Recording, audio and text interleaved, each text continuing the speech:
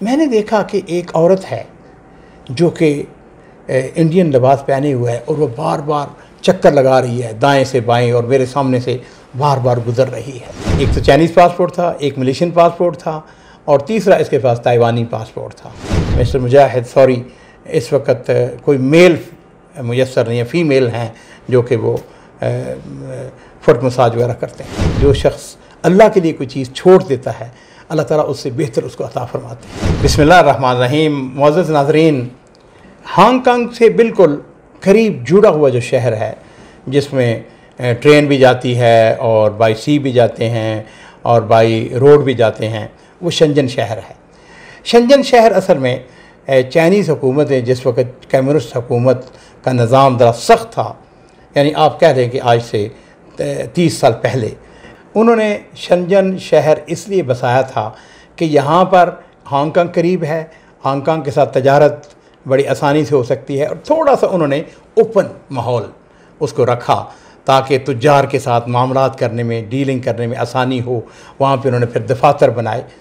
तो मेरा जो क्लाइंट था जिसका नाम मिस्टर गॉर्डन, ये असल में मलेशिया में पैदा हुआ और इसके पास 3 पासपोर्ट थे। एक तो चाइनीज़ पासपोर्ट था, एक मलेशियन पासपोर्ट था और तीसरा इसके पास ताइवानी पासपोर्ट था। लेकिन कारोबार इसका, चूँकि इसकी फैक्ट्री थी शंजन के अंदर और उसका एक छोटा भाई था, वो उसको सारे सिस्टम को यहाँ पे संभालता था।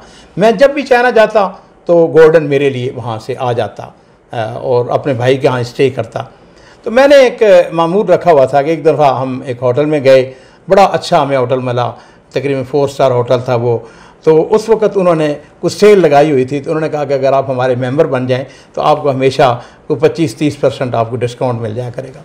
तो मेरे लिए बहरहाल ये एक अपॉर्चुनिटी थी। अब I don't remember exact name, वो था NCP गालबन उसका नाम था उस होटल का। तो एनीवे मैंने भी उनका वो फार्म फिल कर दिया और उसके बाद मैं उनका मेंबर बन गया। अब मुझे जो फ़ायदा होता था वो ये होता था कि एक तो मुझे डिस्काउंट मिल जाता था, दूसरा उनका सुबह का नाश्ता बहुत उनका लंबा एक क्यू थी, उसके अंदर मुख्तलिफ़ अनवा अक़साम की चीज़ें थी जो मैं चूज़ करने में आसानी होती थी।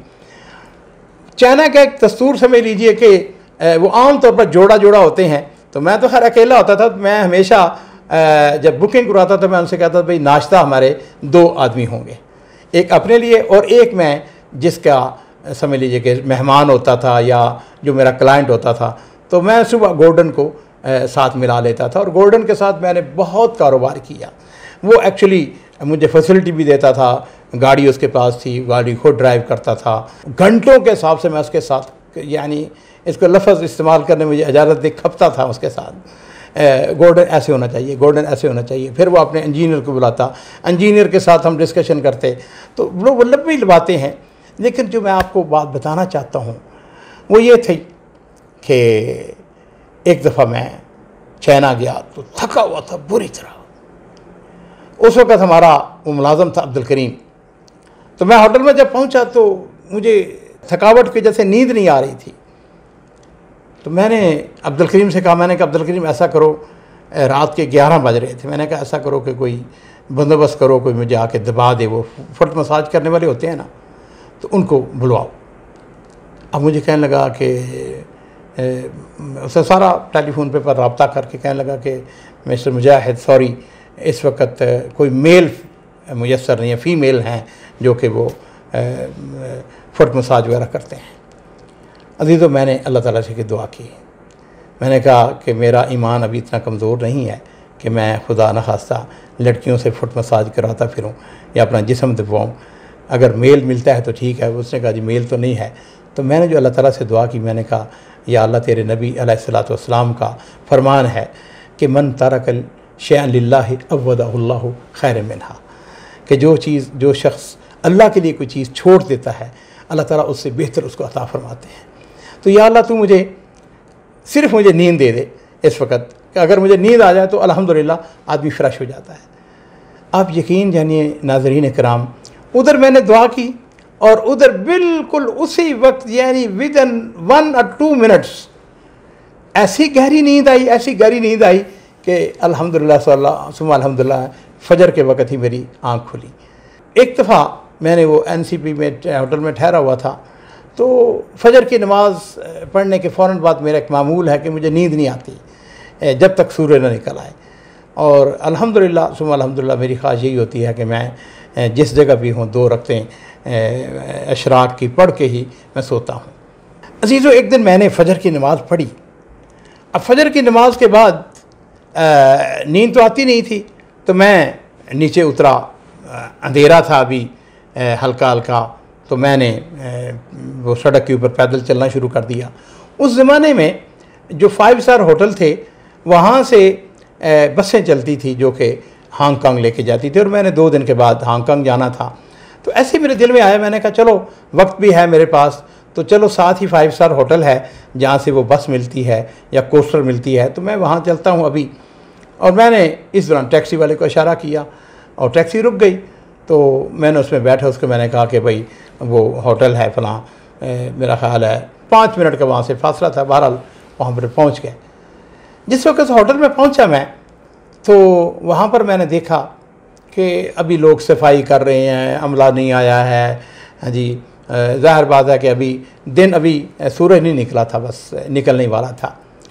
तो बस पता नहीं क्या हुआ, मैं वहाँ कॉरिडोर के अंदर उनका जो रिसेप्शन था वहाँ पे बैठ गया। बड़ा खूबसूरत रिसेप्शन था, 5 स्टार होटल था। खैर वो जो मुलाजम थे वो आए, उन्होंने दूर से मुझे सलूट किया और इधर उधर वो बात सूरत। मैंने देखा कि एक औरत है जो कि इंडियन लिबास पहने हुए है, और वो बार बार चक्कर लगा रही है दाएं से बाएं, और मेरे सामने से बार बार गुजर रही है। थोड़ी देर तो मैंने सब्र किया, तो मुझे अंदाज़ा हो गया कि इसको मदद की शदीद ज़रूरत है और सख्त परेशानी के आलम में है। आम तौर पर आदमी जब किसी दियारे गैर के अंदर गया हुआ हो तो फिर वो किसी मुसीबत में नहीं फंसना चाहता, लेकिन बहरहाल दिन चढ़ चुका था। तो मैंने कहा कि do you need any help. तो वो तो जैसे बिल्कुल इस बात की मुंतज़िर थी कि मैं उसको कोई बात कहूँ। उसने कहा yes I need your help. तो मैंने कहा आ जाओ।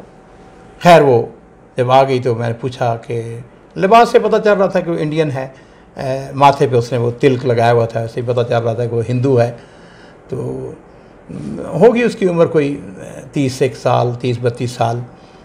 खैर वो बैठ गई। मैंने कहा कि तुम्हारी क्या, कहने लगी कि मैं राहत ही मैं इंडिया से पहुंची हूं और मैं इंजीनियर हूं और मैं यहां पर 2 महीने ट्रेनिंग लेने के लिए आई हूं। हमारी बहुत बड़ी कंपनी है, बेंगलोर से मेरा ताल्लुक़ है। तो मैंने जब उसका कि बेंगलोर से ताल्लुक़ है तो मैंने कहा तुम्हें उर्दू आती है? कहने लगी बिल्कुल उर्दू आती है। और मैं तो खैर अब वो उर्दू में गुफ्तगू करनी शुरू हो गई।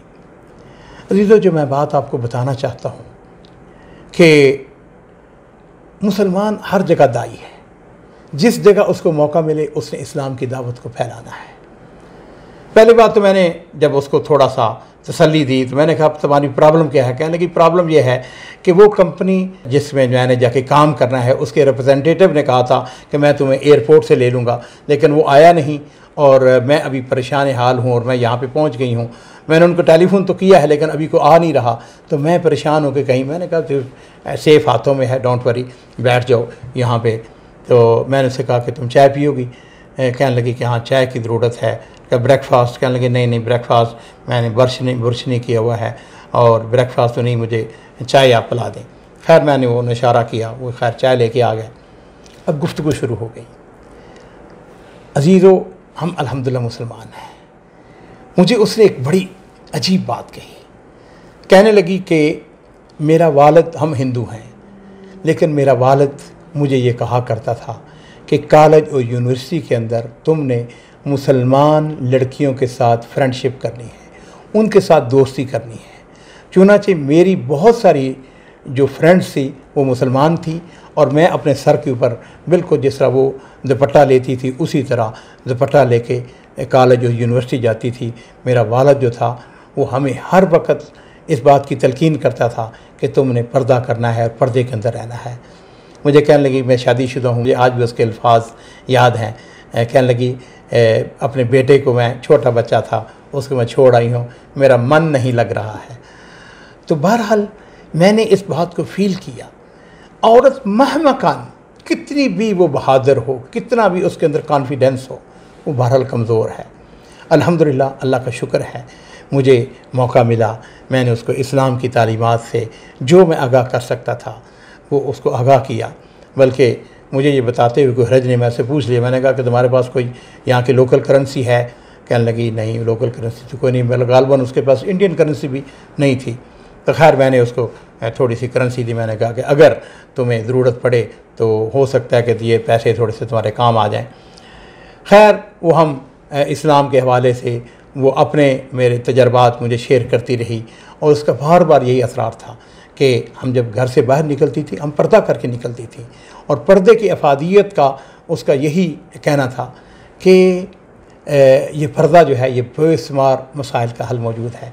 अल्हम्दुलिल्लाह नाज़रीन कराम, मुझे आपको ये बताते हुए खुशी हो रही है कि हमारे बैठे बैठे उसका वो जो रिप्रेजेंटेटिव था वो 2 आदमी आ गए और उन्होंने आके उसको रिसीव किया। मैंने भी उनसे गुफ्तगू करके अंदाज़ा कर लिया, उनको इंग्लिश आती थी, कि मैंने पूछा कि तुम कौन सी कंपनी से हो, कहाँ से हो।